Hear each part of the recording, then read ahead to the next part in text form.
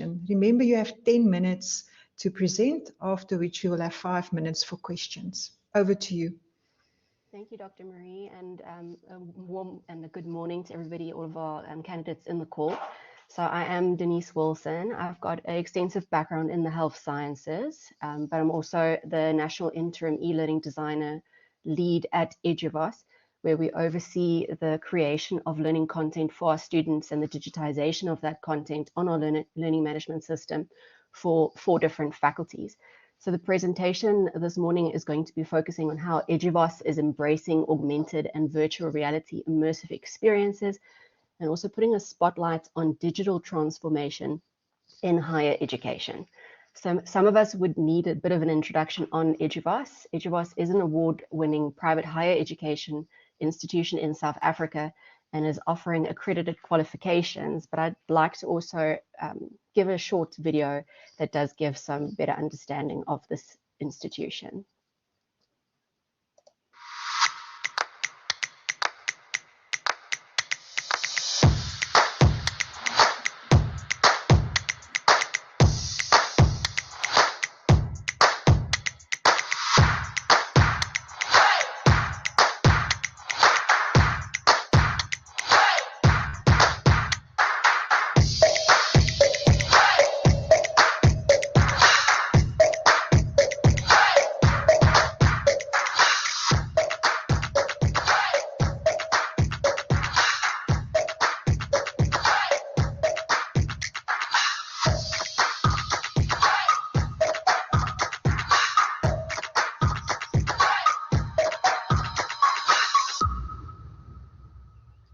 So from this short clip, you can appreciate that we have a national footprint and we need to serve students across 12 different campuses. And there's technically also a 13th campus, which is that part-time distance learning campus that we are approved to also offer our qualifications to. So in order to do that, we really need to think intelligently about how we create immersive learning experiences through the e-learning that we are providing our students. So let's dive into a few definitions on what these immersive learning experiences could be. So Matsakidis defines immersive learning experiences in that they are able to conceptualize education as a set of active phenomenological experiences that are based on presence. So being immersed, being part of an experience. These immersive learning experiences can be implemented using both physical and digital means. So the focus for our presentation being more on the digital side, such as the virtual reality and the augmented reality. Another definition by Gartner is that our immersive learning experiences are constructed in such a way that they use a variety of techniques and software tools, including game-based learning, simulation-based learning, and virtual 3D worlds. So there isn't a one-size-fits-all when it comes to immersive learning. It's the type of experience that we're creating for our students that has the outcome of feeling like we are being placed in a realistic scenario or a real life situation or environment in which we are safe to make those mistakes, as one of our previous presenters have mentioned. Another few terms that we'd like to define is that of virtual reality, augmented reality, and mixed reality. And I've done that using some visual images published by Ruby Garage.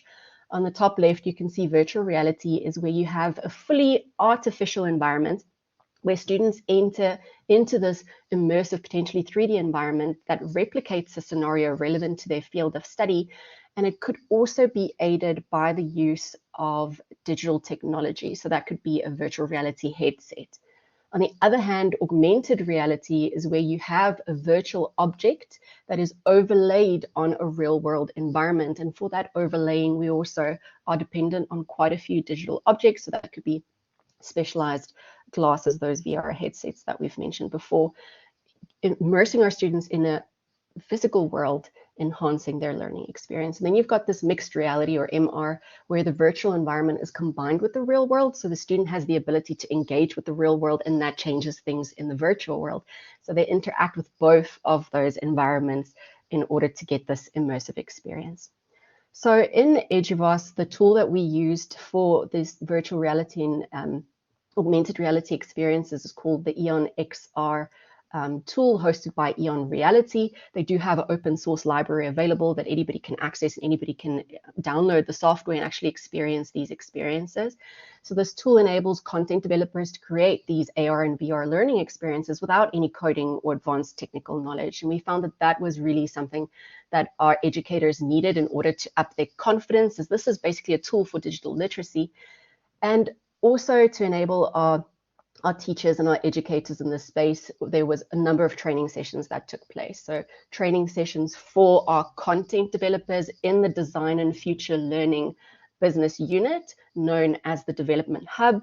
So there was pedagogical training for those content creators creating these experiences, as well as educator certification, where they had to go through rounds of training to create 3D experiences as well as 360 experiences, and then be certified that their experiences are actually meeting pedagogical goals, that the learning outcomes are being achieved through the creation of these experiences. So to date, there have been 3 rounds of this educator certification, and the first round took place between April and June this year. We've also been able to certify 38 of our content writers to date.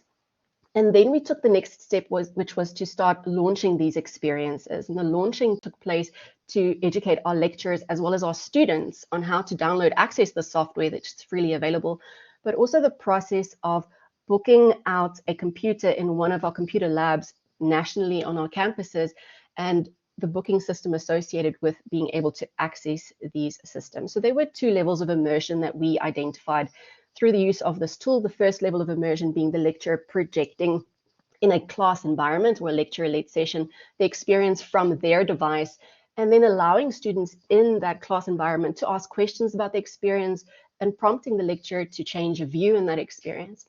The second level of immersion, which is more immersive for our students, is the students being able to access these experiences in their own time, only through either a laptop computer or a mobile device. So on the left-hand side of the screen, you can see some graphs on user data and user access. So the first one, top left there, is a login summary from April 2023 to date. Web logins, we've had a total of 696. And mobile device logins, we've had a total of 718. So it just shows you that our users are slightly more prone to access these experiences from their mobile devices. The graph just below that shows item creation summary. So that's in our development hub, our content writers creating these experiences. And you can see a slight preference towards 3D experiences, so 3D models, making use of 3D assets, and MVB being those metaverse builder experiences, which are slightly more immersive environments that students can enter. And then also making then use of creating those 360 experiences, with a total of 97 360 experiences being created. So the next 2 slides are going to be short demos or walkthroughs of experiences that have been created previously. And the first one here, the aim is to, in the Faculty of Applied Science, the module of Anatomy and Physiology, to expose the students to the basic components of the nephron, the process taking place at the different areas of the nephron, as well as an overview of kidney function tests. So 169 students viewed this, or users viewed this particular experience, which was titled 3D Model, Nephron Structure and Function. The next example is titled 360 Experience, Installing and Understanding Windows Server. It had a total of 420 views. This was obviously used in our information technology faculty. And the aim of this experience was to make the students more comfortable with the installation and the development of the understanding of a management of Windows Server 2019. So this research project aimed to evaluate the impact and the suitability of AR, VR and learning and knowledge retention in Eduvos. So we did this through circulation of MS form surveys, as well as looking at EON XR portal reports. And we also then circulated the survey to our students and our staff, making use of these experiences. A very low response rate of 47 respondents, of which more or less half were students and the other half were staff. And from the 5-point Likert scale questions that were posed to the staff, conversion was done to take that average and then report it as a percentage. So familiarity of the tool got a score of 48%, effectiveness of the tool 51%, content integration, the ability to take that learning outcomes that we're trying to accomplish and bring that across effectively, about 53%. and then user friendliness being the highest score there, 58%. So some of the more open-ended suggestions for improvement of these experiences from our students and our staff was that we needed more training and support to be offered. So excerpt here from a candidate was, personally, I feel that we should be provided with more support on using EonXR. EonXR is a new technology and many lecturers may not be familiar with how to use it effectively. It would be helpful to provide more support for lecturers, such as online tutorials and more training sessions. And another common theme there was it being fit for purpose. 8.5% of the users gave this type of feedback, saying that the tool should be used when practical experience should be gained and not so much for pure theoretical modules. So the take-home message from the survey that we did is that there's room for improvement and room for growth in how we are approaching the use of this technology in our learning journeys. So Eduvos' values drive our choices in learning technologies and our commitment to improve learning experience by driving relevance, making sure that we are putting content available to our students that are making them real-world ready, equipping them with the skills they need. And also taking accountability to learn and grow, to make mistakes and to learn from them, and to find ways that we can change our behavior to improve what we're putting in front of our students. So the last take-home message then from my presentation is, what is our focus? Dr. Gerrit Wessing from Wits University said in a panel discussion earlier this year, as soon as you hyphenate a base word with anything in front of it, you're distracting from the base word. And if we look at that in terms of e-learning, learning should be the purpose. And as soon as we put digitization and E in front of it, electronic, we're distracting from the main purpose. So it's a warning. It's a warning on having a technology-centered approach instead of a student-centered approach. So the student-centered approach has been shown to be more effective in promoting productive learning. It does not rule out the use of new technology innovations. It does, however, require the adapting of those innovations in ways that support human learning processes. So with that, I'd like to thank everybody for your time. Thank you so much, Denise. Is there any questions from the audience? Yes, Yvette? Good morning, everyone. Denise, thank you so much for a lovely presentation.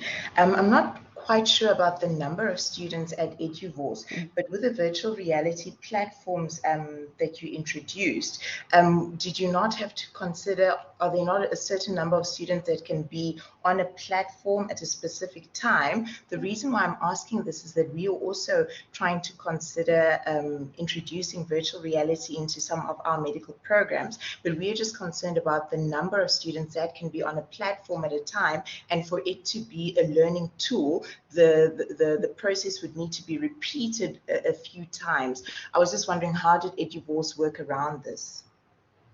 Definitely very intelligent question. Thank you so much, Yvette, for that.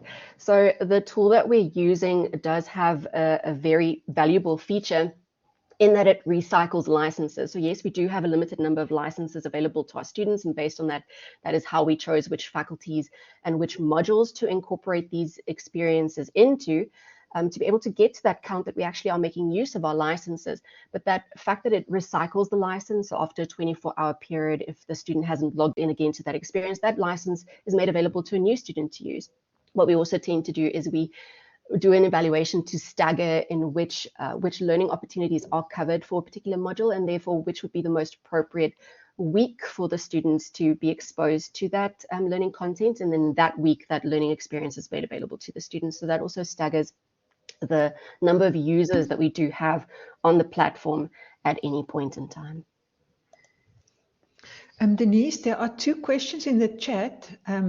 Maybe if you want to look at that. The first one is, for a fully online learning, what is the maximum student capacity per module? And I think that relates to Yvette's question, how many can be on the platform at a specific time without it becoming slow or doesn't upload nicely? And the second question is about availability to your campus on Nelspruit. So if you can just answer those two questions quickly before we knock off. Awesome. So I'm going to address Mariana's question first. So we do have a total of 10,000 students at the moment, and they've been growing immensely. So our student numbers are looking very good for next year. But a number of students that we have EonXR licenses for is up to 5,000. So it's about half of our student cohort. And as I mentioned, those 5,000 licenses are available at any point in time simultaneously. But we do stagger, which means that we can have more than our 5,000 students exposed to this tool at any point in time because of that staggering. So I hope that answers Mariana's question. Then Jade's question, definitely Jade, we are very happy to put a campus tour available for you. So you're welcome to reach out to me. I did share that I am on LinkedIn, so you would be able to find me associated with Eduvos there, and I'll be happy to put you into contact with maybe some of our sales and marketing representatives on that particular campus to arrange a walkthrough. Okay, there was another follow-up question by Marianne, but I'm going to ask the two of you to make contact maybe after lunch or during the lunch hour in Kuma space and chat, or you can, both of you can just stay behind where the others are leaving to the next session. Thank you so much for a very informative session. I think a lot of people have written down the name of this tool to go and investigate. And for the rest of you, thank you for attending this session. And please log out. Even if you are staying in hall 1, log out and log in again.